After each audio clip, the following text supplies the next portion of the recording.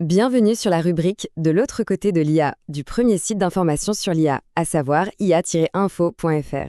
Cette rubrique explore les avancées et la progression de l'IA dans la société américaine. Aujourd'hui, on s'attaque à un phénomène technologique et sociologique absolument dingue. L'intelligence artificielle est partout, omniprésente, censée nous apporter une productivité sans faille au quotidien. Mais que se passe-t-il exactement quand cette perfection algorithmique devient, en soi, le problème ?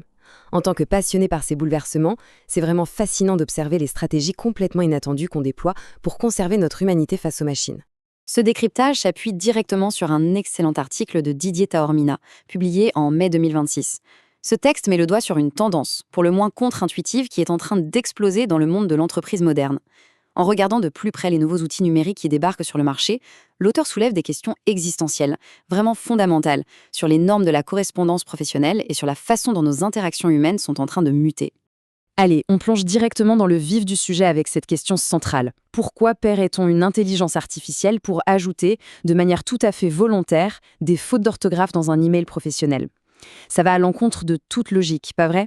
Depuis toujours, soigner son écriture, c'est une marque de respect, de sérieux. On a tous traqué la moindre coquille. Et pourtant, un renversement total s'opère sous nos yeux. Accepter de dégrader un texte bien écrit, c'est l'illustration parfaite d'une toute nouvelle angoisse sociale. D'un côté, on a l'IA. Cette perfection algorithmique est subitement devenue suspect. Et de l'autre, l'imperfection humaine retrouve carrément ses lettres de noblesse. Pendant des années, des outils comme Grammarly ou les correcteurs intégrés étaient nos meilleurs alliés pour lisser nos communications. Un texte parfait, c'était la preuve d'une grande compétence. Mais aujourd'hui, avec l'explosion de modèles comme ChatGPT, un email totalement dépourvu d'aspérité syntaxique, un email un peu trop bien structuré, eh bien ça envoie un signal extrêmement ambigu. On se demande tout de suite si ce n'est pas un robot qui a rédigé le message. Du coup, les phrases inachevées, les petites maladresses, ça devient, de façon complètement inattendue, le marqueur ultime de l'authenticité. C'est exactement là qu'intervient Sincerely. C'est une extension développée par Ben Horowitz, un étudiant de la très prestigieuse Harvard Business School. Et c'est en gros l'anti-Grammarly par excellence.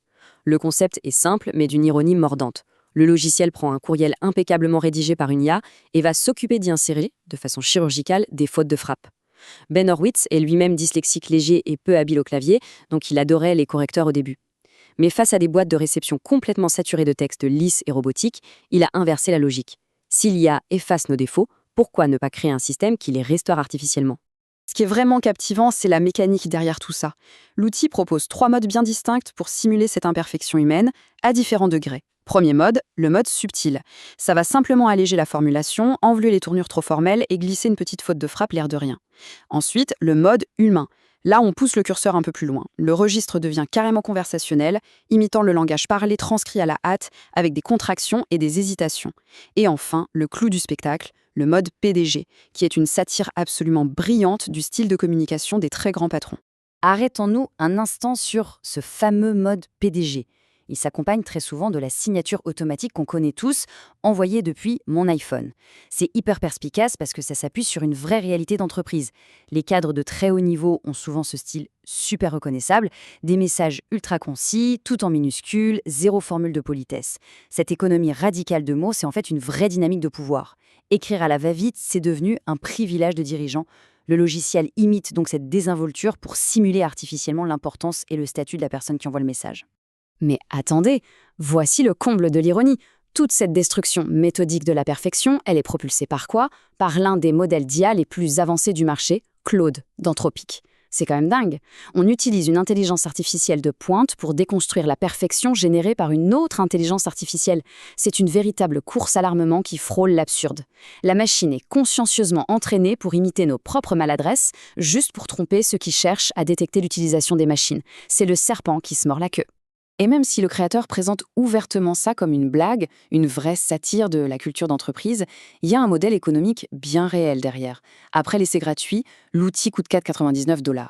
Bon, l'idée n'est pas d'en faire un succès commercial de malade, bien sûr, c'est avant tout un commentaire social. N'empêche, le simple fait qu'on puisse monétiser l'introduction de fautes d'orthographe, ça prouve à quel point cette angoisse de paraître robotique est devenue centrale dans notre façon de communiquer au quotidien. Si on prend un peu de hauteur, on réalise vite que ce plugin, c'est le symptôme flagrant d'une crise de confiance majeure dans le monde du travail.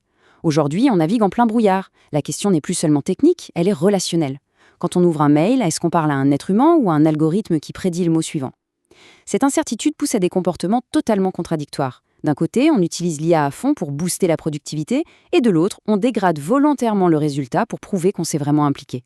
D'ailleurs, ce besoin de vrai dépasse très largement les murs du bureau. C'est une tendance sociétale lourde. Regardons la photo ou la musique. Face à une photographie numérique, parfaite, ultra lisse, l'argentique fait un retour spectaculaire.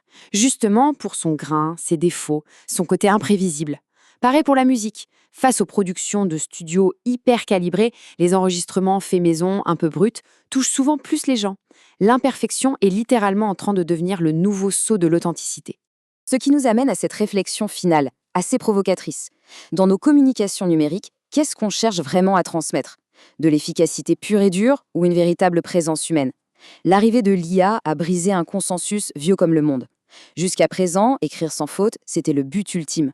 Mais demain, si la machine excelle dans la perfection absolue, c'est peut-être notre petite maladresse, notre coquille oubliée qui deviendra notre dernière signature, celle qui ne se remplace pas. Retrouvez toute l'actualité autour de l'intelligence artificielle sur le portail ia-info.fr.